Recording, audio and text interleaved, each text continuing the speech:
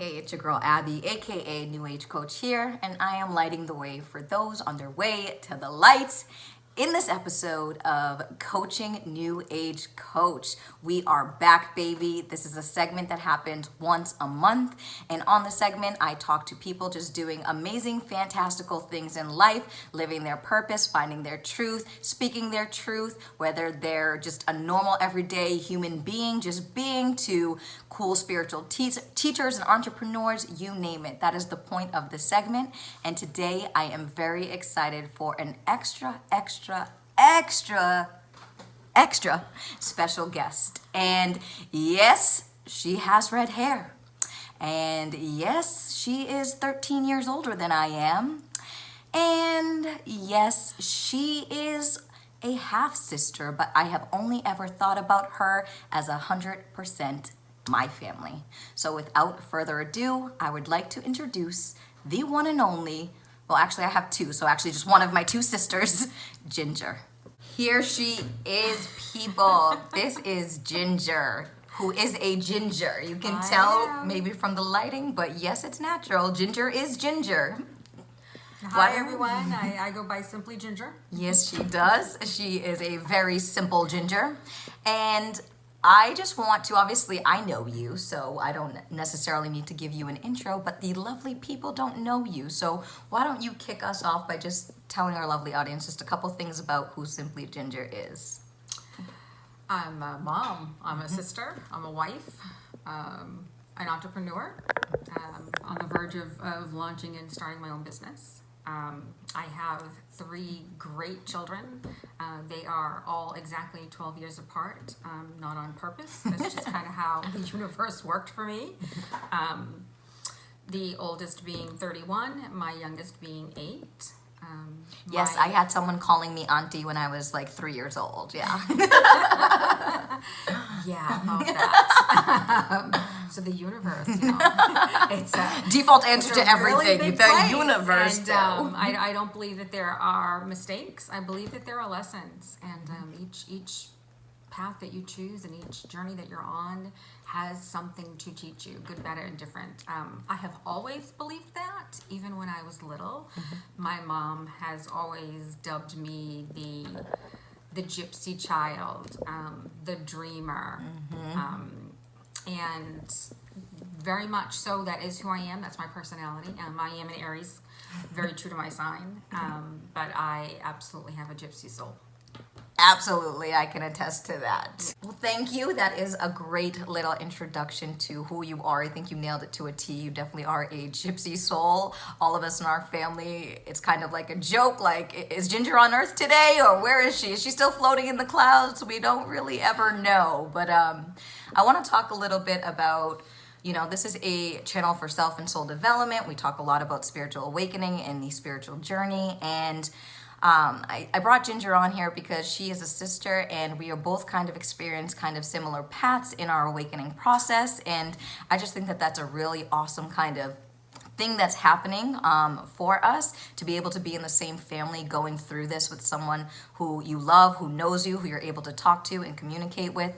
A lot of us aren't that fortunate, and sometimes it can be a very lonely and isolating kind of journey. So we're both grateful to have each other to be able to bounce these ideas off of, or call each other and be like, oh my God, look at this license plate I saw that says 111, or this number, or, I asked the universe for a sign, and like, this is what I got today. So that's been beautiful. But I want to talk a little bit about your beginning stages and kind of what kind of gave you the green light, like, okay, something is happening here. You might not have known what it was, but you kind of started to get the tingles and feeling that something bigger was at play, and you were being kind of set on a new path in life.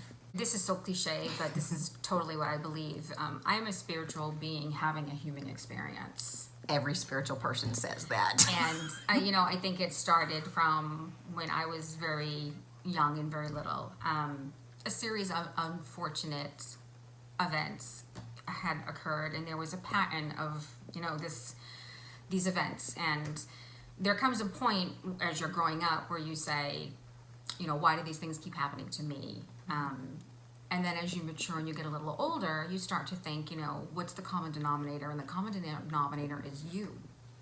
So why do these particular things keep happening? Or why do these particular behaviors, or you gravitate towards particular people. Same why patterns, is that yeah. appearing? And I started journaling just to kind of get to know myself, and realized that a lot of it had to do with my thought process. If I continually said, this is just my luck, this always seems to happen to me, then that was the vibrancy and the frequency that I was sending out into the universe. So that's what I was attracting. So journaling was a huge role in helping me develop, and I didn't quite realize it back then. It took many, many years going forward to realize that that was a stepping stone for me. So kind of fast forward to me now as an adult. Each of those events, or each of those things that happen, there's a lesson. And I truly believe some of those lessons were painful. And when you say, a little piece of me died that day, that's a literal term. Or at least that's how I felt. Literally a little piece of me had died, depending on what the circumstance was. After having so many events or heartaches or things happen, it starts to change you as a person. So I had become very cold and very blocked off from people, very stoic, not very emotional, and that's not who I am. I'm a love bug. It's all about the love, baby. You give love. The more you give love, the more it comes back to you.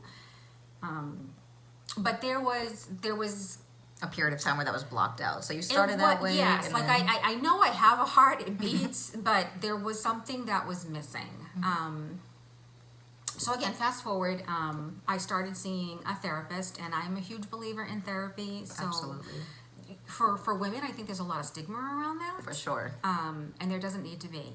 And even for me, that was really, A huge really step. hard. Yeah. It was a huge step because, when all of these things that had happened, I had become this solid, strong, confident woman. Strong, And I did yeah. not need anything. And I did not cry. I was not a crier. But then I came to this point in my life where I found that I was having these anxiety attacks that I thought were heart attacks. Like I was ending up in the ER to learn that it wasn't a heart attack, it was anxiety.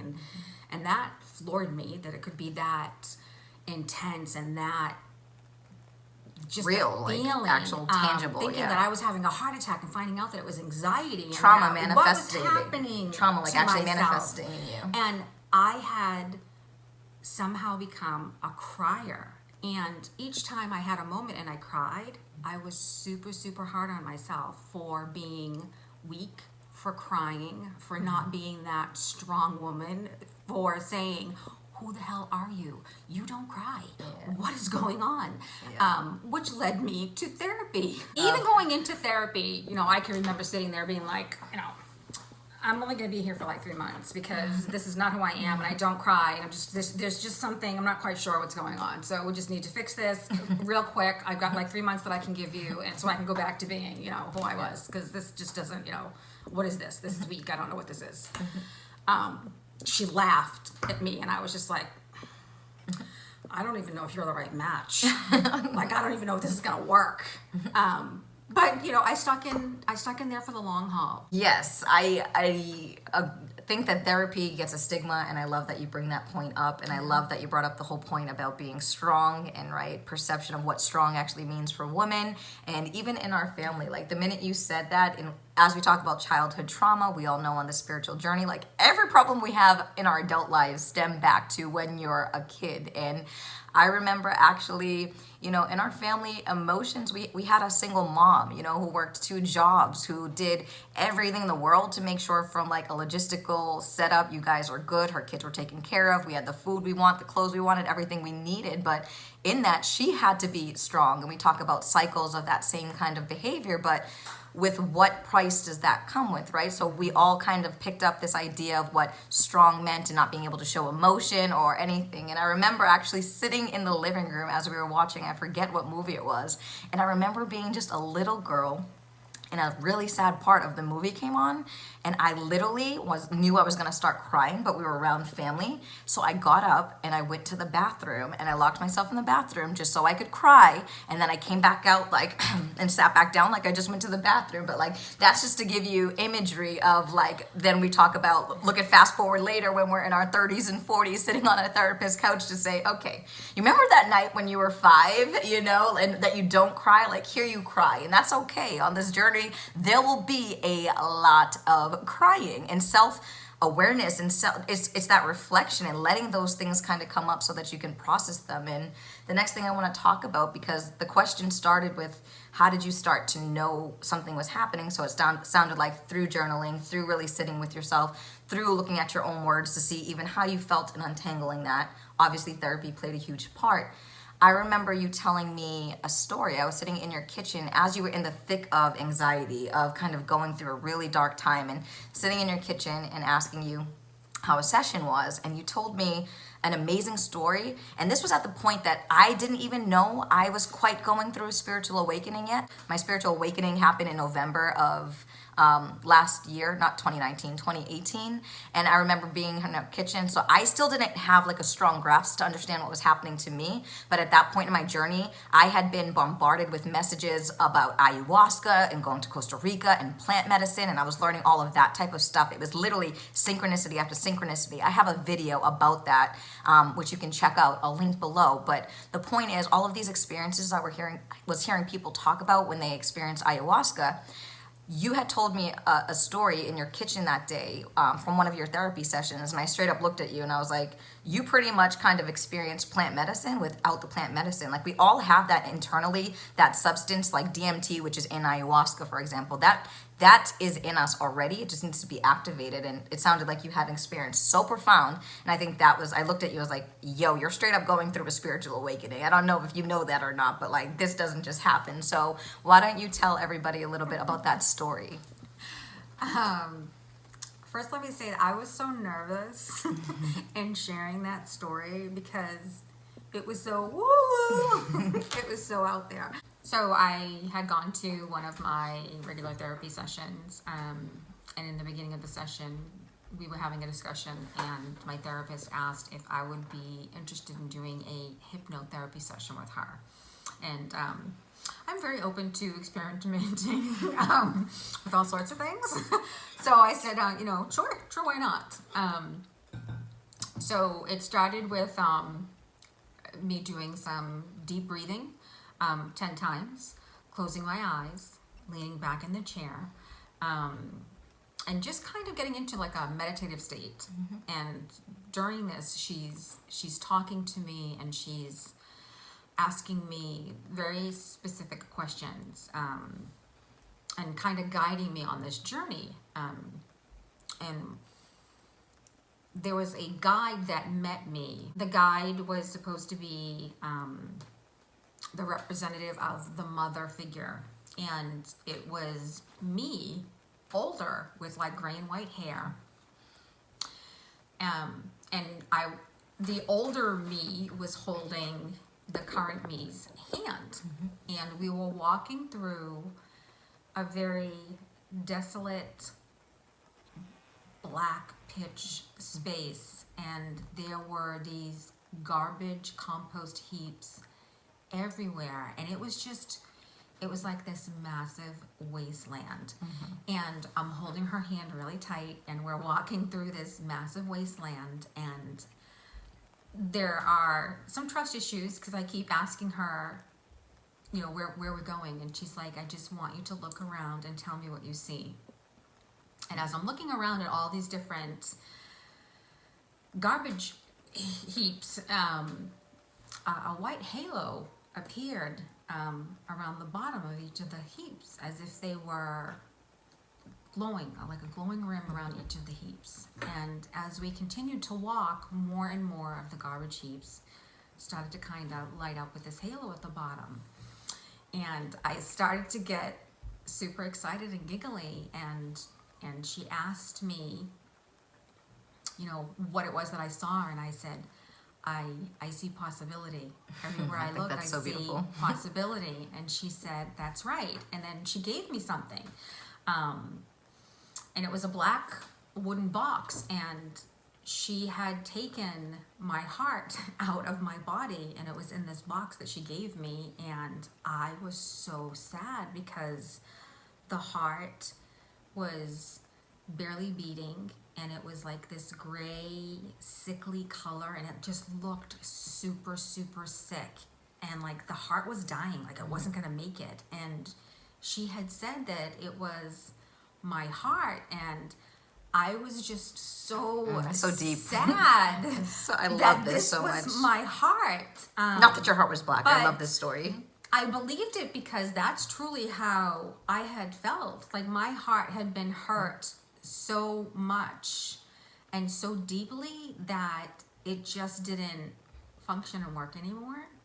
So she leads me to this cave. And this cave is like all gold glitter, lit up. And she tells me she can't go with me any further. And I'm like, what do you mean? And she's like, you have to continue by yourself now. And I was really hesitant. I didn't want to go. I was very, very scared. And she said, it's gonna be fine, and I want you to take the heart with you. So I go into this cave, and I go down, and there's a lot of rocks that I'm climbing. And as I'm climbing down, it becomes more and more, there's gold everywhere, and it's brightly lit. And I get to the bottom, and I walk out, and all of a sudden I'm wearing like this white peasant dress, and I have an apron, and I am in a meadow, this field, and there are wild flowers everywhere. Daisies, Gerber daisies, lavender, green tall grasses. The sky is the most beautiful blue you have ever seen. There are little puffs of white clouds, and now there are baby animals everywhere that are like rushing up to me. And I am so elated and so happy because I love the outdoors. I love not to wear shoes and have my feet in the grass. I was like in heaven, in heaven. This is my version of heaven. I'm like, okay, I've died and I'm on the other side. And it was just all the little animals. I was so happy. And then I look off into the distance, and I see that there's this camp that's set up, and I'm supposed to go to this camp. And I go to, I walk and I get to the camp, and it's a camp of gypsies. And they are so happy to see me. There's like a bonfire going, and there's a grandma sitting, and she's making something over this big black cauldron, and she's old and she's wrinkly and she's tan and she's the cutest thing you've ever seen. And she comes up to me and she grabs my hand and she says, we have waited for you for such a long time, and we're so happy that you're here. And she says, grab your apron and hold it open. And I pick up my apron and I'm holding it open, and all of these people are coming, and a man comes that's supposed to be my father, and all these other people start coming, and they all start giving me gifts and putting them in my apron. And then she says to me, it's time for you to go. You have to go now. And I'm like, where am I going? And she's like, you have to go back. And I'm like, I don't want to go back. And she says, you have all that you need. Hold on to your apron. And I gather up the apron and I'm holding it tight to me, and I start to walk back, and I climb back through the golden cave with the bright light, and I'm now back at the wasteland, and it's black, but the halos are still there. And older Ginger, me, meets me and says, how was it? And I am like bubbling and bursting and saying, they loved me and they were waiting for me, and they have been waiting a long time, and I have all of these wonderful gifts. And she says, and I have something for you now too.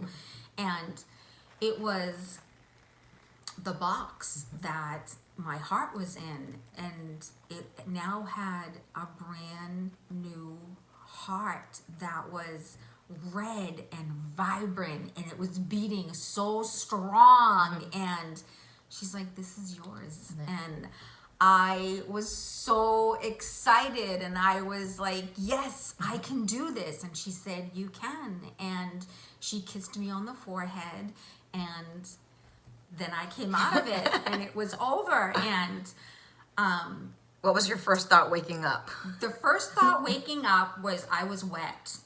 And I guess I had been crying super heavy. Like, so my collar of my shirt was wet. Like, the top of my blouse was wet. And she didn't want to give me tissues during this because she didn't want to interrupt the process.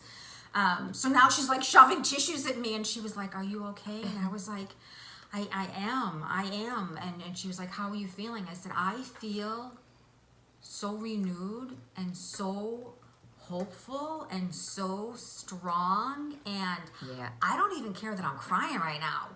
And she was like, "Yes." And she asked me to share with her the things that I had seen, and I was like, I feel a little weird doing that. It's like, because I haven't processed myself. It's like this is this. I'm not quite sure what I saw myself. Like, or where I was, or what happened. Right. I said, she's like, "Well, tell me, did your mother meet you?" And I said, "My mother didn't meet me." She said, what mother figure came forward for you? And I was like, it was me.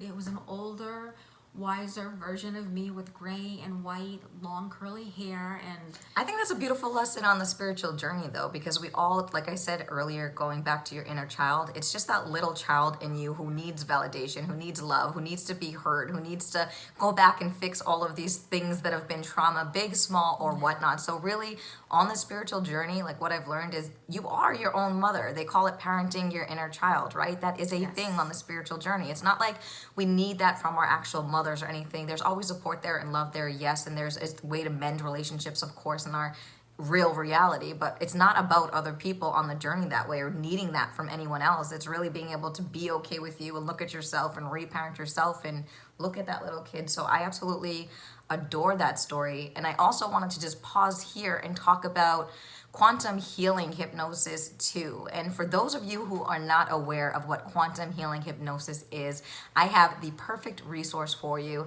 If you've been following my channel, you have heard me give the highest praise to Ariana. Her YouTube channel is The Realm of Prosperity, which I will absolutely link below.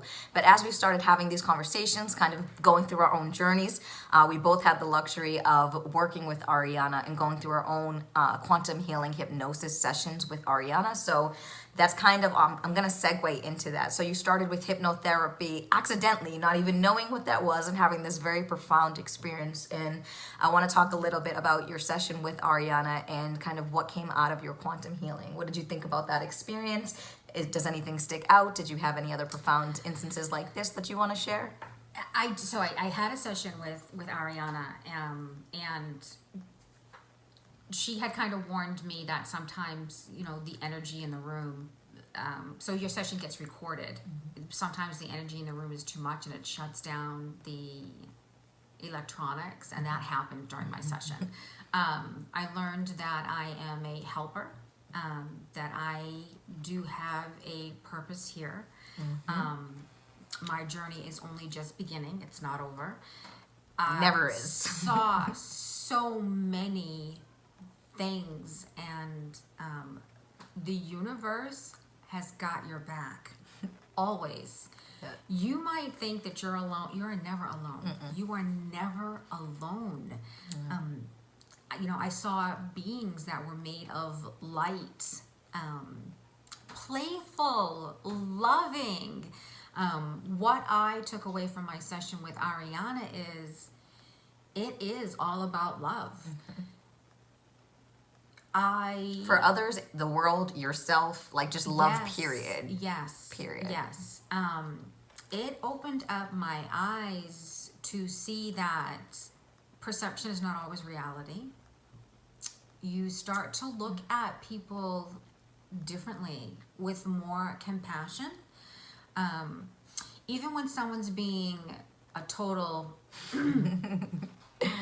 you, instead of reacting to that, you now take pause. And your thought process is, wow, what is that person going through that their reaction is that strong, or they're being that mean? That's a good stopping point. So one, let's just give our love to Ariana.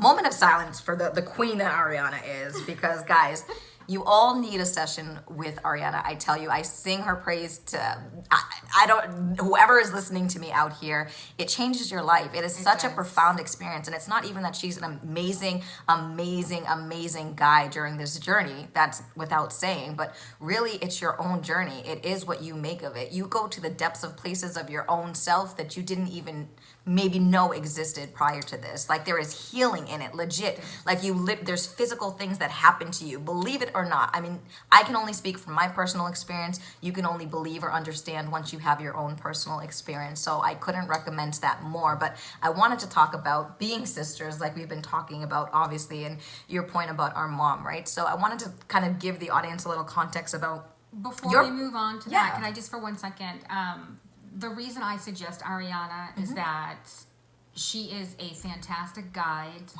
through this particular process. And when I say guide, she's not guiding as in, you know, she's asking the questions. You do need to do a little survey and come up with your own list of questions that you want, you know, either your higher self to answer or you want the universe to answer. But she has done this enough times that she is a good catalyst and host and guide to take you through this process. For sure. I would not wanted to have done this with someone who maybe was less experienced. Because you definitely want someone who can bring you under, but you also want someone who can bring you back out. Yeah, and you guys, if you are not sure what we're talking about, or you want to know how to prepare, if you were ever to be interested in this, questions of like what it actually is, who came up with this, like a little history there, what you need to do to prepare for a session. I actually have a video all about that. I also have a playlist about my own quantum healing hypnosis journey with Ariana, so I will link all those resources below if you're now curious to learn a little bit more about that. But I wanted to talk about our family dynamic, and maybe for those out there who don't have like a sister who's going through it or anyone in their family, we also relate to that because we have a dynamic where while our family, you know, is subscribed to this channel, they understand that there are life changes happening, things in our world that are happening that are different.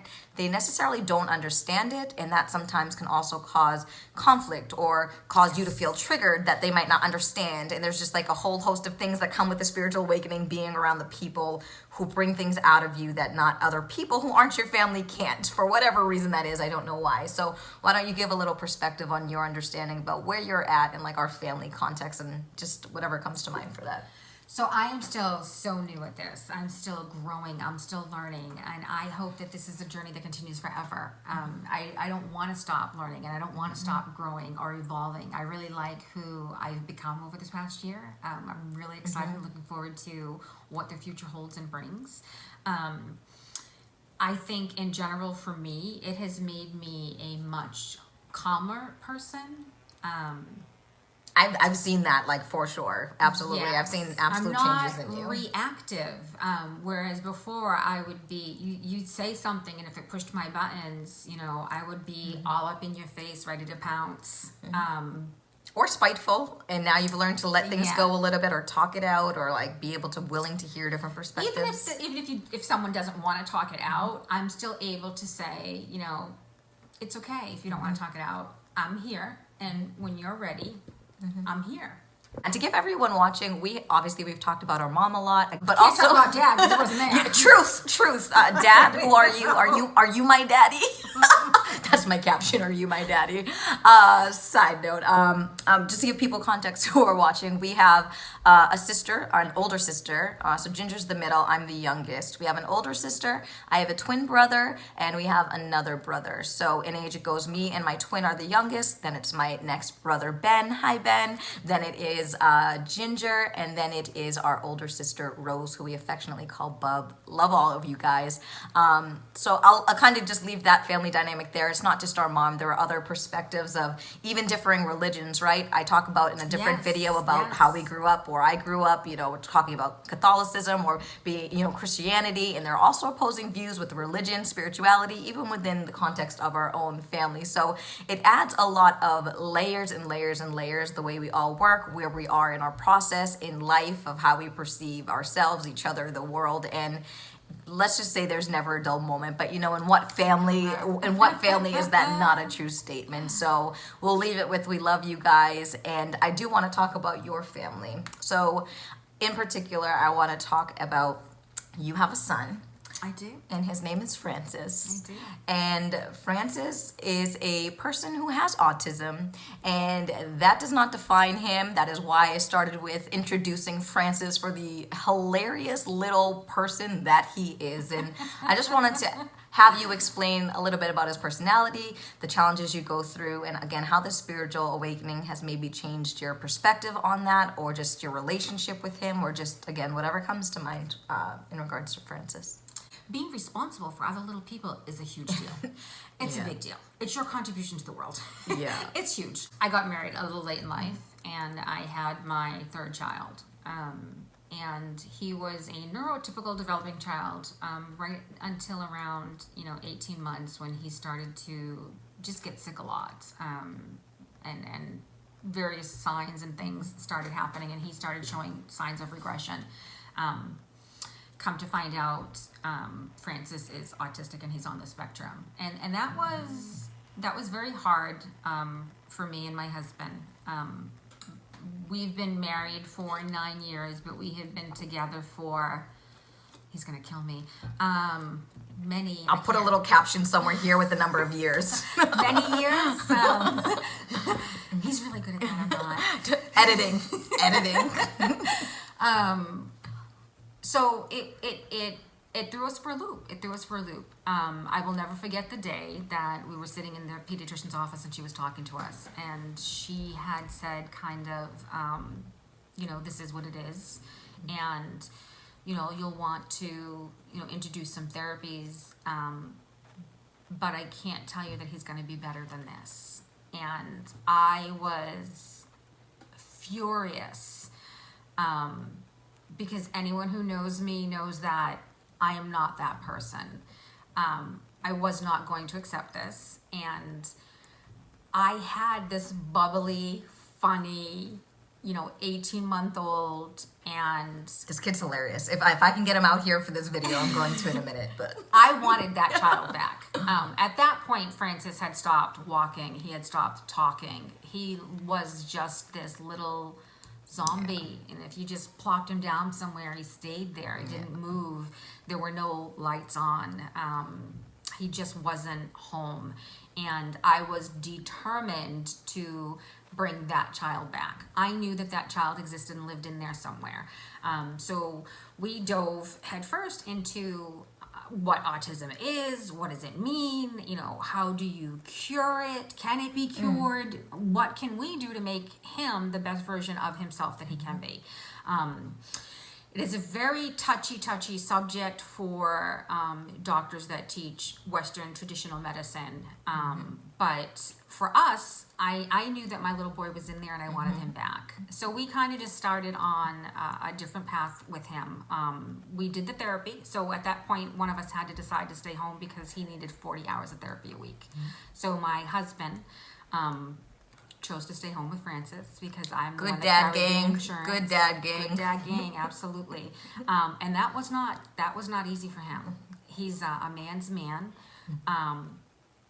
Old-fashioned in some ways, and his ego took a huge hit being the stay-at-home dad. But if he didn't put those years in, I can't say that Francis would be where he is today if he hadn't.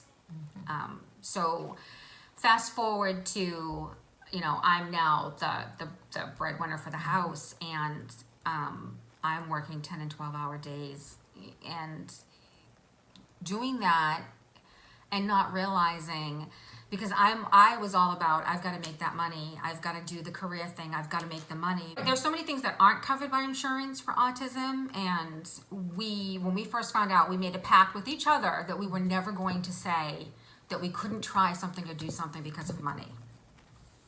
That we were going to do everything within our power. If you told me I had to keep a chicken under his bed, I'd keep a chicken under his bed. Alive, because we love animals. Yes. But that's where I was at. So, it's working these 10 and 12-hour days, like every single day, because I had to keep climbing that ladder and keep getting those promotions and keep getting those, more money to do more therapies. And there had come a point where it was affecting my marriage. It was affecting Francis with me not being home, but I wasn't seeing any of that. Long story short, Francis is a funny, thriving 8-year-old boy who has the biggest heart, who is a leader, who has so much empathy and love for his fellow man. Francis is going to be the one that changes how people, especially in our community, view autism. Whoop, whoop. He is going to change the world and how the world views autism. And I'm not just saying that because I'm his mother. I believe that with my entire being. Francis for president. Who are you? Francis. Tell them, not me. Not me, I'm Francis. How old are you? 8. Can I ask you some life questions? What are some life questions? What do you think about the world? It's a better place.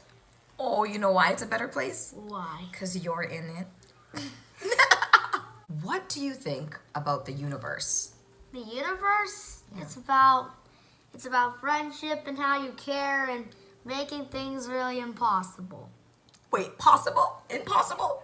No, it's possible. Yeah. Possible. That was That's the right. best answer ever. What do you think about being kind? Being kind is making cool and everybody makes you feel good. Oh. Are you going to change the world? Yes. Yes, you are. Is there a message you want to tell the people? All right, people, go to francis.com to download my videos. Go to now. I repeat, go to now. There's no such. Wait, when is there a Francis.com? Oh, I don't. What? What? I love it. They download it on Wednesday. They're gonna download Download it on it on Wednesday. Download it on Wednesday. Download it on Wednesday. Download it on You people, Wednesday. download it on Wednesday and let's say bye. Say bye, Bye. people. No, download it on Wednesday now. Oh my gosh. So that was Francis, and apparently there's a francis.com I did not know about until this moment. Kid is hilarious. But coming off of that, the last kind of topic I want to really just touch upon is you talked a lot about autism and where your journey started out, it being a really long journey. So just kind of closing that loop and then talking about where it actually led you now and how beautiful that is in relation to this spiritual journey, your spiritual awakening, and then taking a next step towards fulfilling your life purpose or finding out what that is. So what I've learned with having a child on the spectrum is people hear the word autism and they automatically apply these limits and they place these kids in these boxes. So I have always had to be an advocate for him in everything from school and his education to enrichment opportunities after school, as well as sports. And I think one of my frustrations over the years is that what I've learned is autism isn't new. Autism has been around for, 30, 40 years, but yet our way of thinking about autism and the limitations that we place on the children are the same today as they were 40 years ago, which blows my mind. I believe that these kids are capable of so much more. Give them an opportunity to participate in sports and see how they do. And Francis has excelled. He plays soccer, he plays baseball, he plays basketball. Yeah, beyond even skills like you're talking about, he's like the most empathic person that I know. Like he can literally feel when someone's sad. Like we have a niece who is just crying at a family event a few weeks ago. She's a baby. She's what, 1? And she just started crying, and Francis started crying as well because he so deeply feels everybody else's emotion, which maybe another video we'll talk about children and autism and spirituality, because I do think there's something there with the amount of openness he is and how aware he is and how he perceives the world differently than neurotypical people, right? So I think there's something special there, but that would be a really long video. But turning it back to you on that whole journey and again how that's kind of pushed you to your life purpose. So I spent a lot of time, researching, advocating for Frances, and not just for Frances. So, I became part of a support group with, other groups of moms, and, if they were having a problem, I would offer a suggestion, or if they were going through something with the school system, then I would offer a suggestion of something that we had already been through if it was similar to our experience. Because some of these moms are from different neighboring towns and they didn't have the same support system that we had.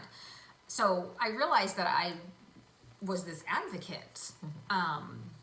So fast forward, I'm in the grind of my daily job, and I'm no longer fulfilled or satisfied with this job, and I'm great at what I did. I had a great book of business and I had successful clients, but I wasn't feeling fulfilled by that. So while I'm trying to figure out this purpose and what I'm doing, every time I would go out with my sister Abby, maybe I was meeting her for lunch for, just a quick meet and greet. These children were just drawn to me. She was telling me, Abby, I think I found my life purpose, and she named like all of these jobs. And literally there's like flocks of children with autism, like just randomly in whatever store we're in, that would come by her, grab her hand, hold her hand, touch her. Kids we don't know, like just randomly in the spaces we were. And she's telling me about all these jobs and things she wants to do. And I'm like, hello, do you see what's going on here? Like, are you paying attention to what's around you? Like, because you're amazing with children. You've always been amazing with babies, with children. You've been amazing stand-up. You and Tony both for a child with autism. You're so passionate about the cause. You've been having to teach yourself and others, like at the same time, like through his own growing up. And like these kids and all, we've literally been to 3 places, and random children with autism here are holding your hand. Like, hello, can we connect the dots? Your life purpose is to work with children, specifically autism. Like, hello. I wasn't convinced. Yep. I was like, no, I don't think that's it. I'm very much into the alternative, modalities and therapies. Flotation, I'm a huge fan of. Hypno-Therapy, I'm a huge fan of. I will always turn to a homeopathic or biomedical approach before I turn to Western medicine or prescriptions, and it's always served us very, very well in my family. And so I thought that was my calling. That's what I was supposed to do. I was supposed to open up this wellness center. And I just started going to all of these different seminars. I hooked up with a company called Score Boston. They're a nonprofit, because I thought, why couldn't I be my own boss? Why couldn't I start my own business? Why couldn't I take all of my passion and all of my hard work and do that grind for me and benefit my family? Which led me to, people cross your paths for very specific reasons. Again, the universe always has your back. So when I started on this journey of becoming an entrepreneur and finding my own path and being my own boss, I met a fantastic woman who had launched a coding school. Yeah. And I want to interject here. You forgot the biggest point, that you literally just up and said, forget all these conversations, whatever. I physically can't do it. And she quit her job. And it was like her corporate job. You've been at what, 18 years, 20 years? She literally was like, nah, I'm good. And that's a scary thing. And I wanted to call that out here, because so many of us like do have to weigh sometimes like reality or what we want, or like don't think we can have what we want. So we do other things to fill it until we can get what we want. And that's everybody's own personal journey. But I think it's a huge testament of strength and courage to be like, I have a kid with autism. I quit my job. There's no insurance. We have a mortgage to pay. I have a family to run. I don't know, but what I do know is, okay, I'm on this path where I've built up enough trust in the process, in myself, in following the signs, that it's like, okay, it's a leap of faith in yourself. And the minute you took that leap of faith, continue with, you go to a meeting here, and then this is what happened, and you're kind of meeting the right people and right places to where you are now. To piggyback on that, it took me 3 months of struggling with that decision. But once I had said to myself, I don't want to do this anymore, it's not fulfilling, it was like, all of this stuff just kind of went through my body. I felt like so much weight had been lifted off my shoulders, and I'm talking about physical breathing. Literally, the elephant that had been sitting on my chest that I didn't even know was there got up and walked away. It was gone. So I left that job and I never looked back. And it was one of the best decisions that I've ever made, because during the past 6 months, I have had the opportunity to start attending meetings, to be involved in committees. I'm now I sit on the board for the Parent Advisory Council to Children of Special Needs.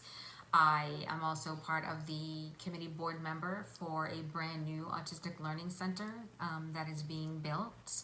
Guys, And the center opened 5 minutes from her house. The minute she stepped into her power, quit her job. That's the only thing she had to do. That's the lesson here. It's about when you take that leap of faith and listen to yourself, the universe does the rest. You don't have to figure out how I'm gonna get money, how I'm gonna do this, like where I'm gonna go. She's now a board member focusing on children with autism.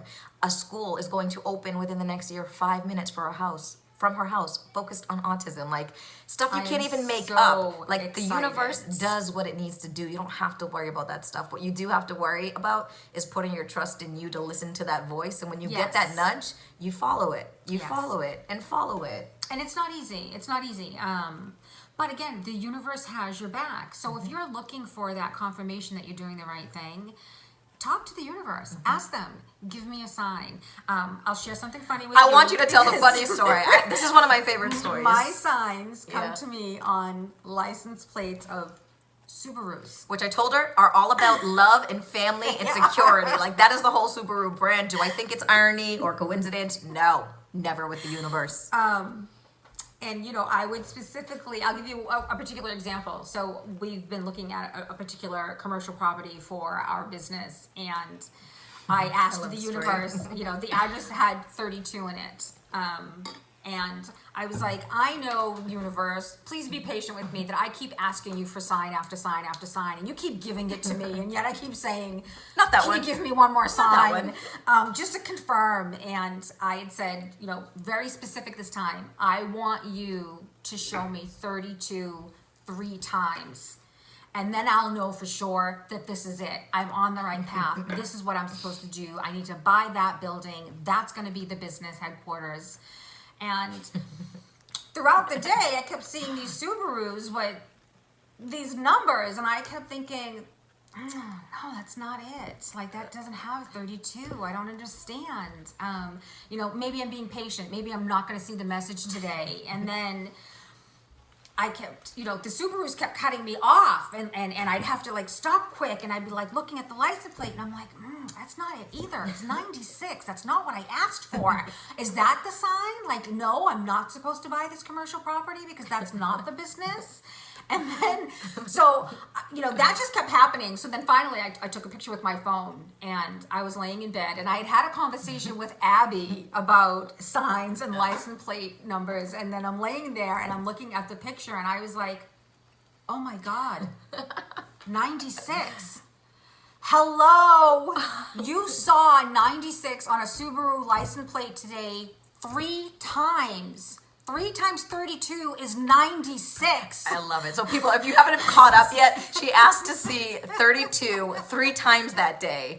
So this is a great lesson that I want anyone watching this video, because it's a lesson in manifestation with the universe and being very, you as a human want to control things, right? So you think it's going to be, you ask for something and then you think you're going to receive it in some specific very way. So she's thinking she's going to see 32, 32, 32. That is her sign. But she wasn't specific enough. So she did get what she asked for. 32 times 2, wait, no, 32 times 3, what? 32 times 3. Yeah, 32. She asked to see 32 3 times. So 32 times 3 is 96. So the 96 kept cutting her off like, hello, this is the sign you asked for. It's not what she thought it would be, which is the beauty in manifestation and being very specific, or the art of asking for what you want, but realizing it might not come back in the way that you expect it. That is the beauty of it. So she still got her answer. That's one of my favorite stories of my time for manifestation. I was so elated. So this video is getting a little bit on the longer side. So for those of you who are still here with us, thank you so much. I just want to turn it over to you, Jin, for just some final words of advice for anyone watching this, kind of starting their own spiritual journey, already in it, just life kind of message, or just, whatever you feel compelled to kind of get out there that you think people need to hear. Be kind to yourself. Be patient. It's all about the love.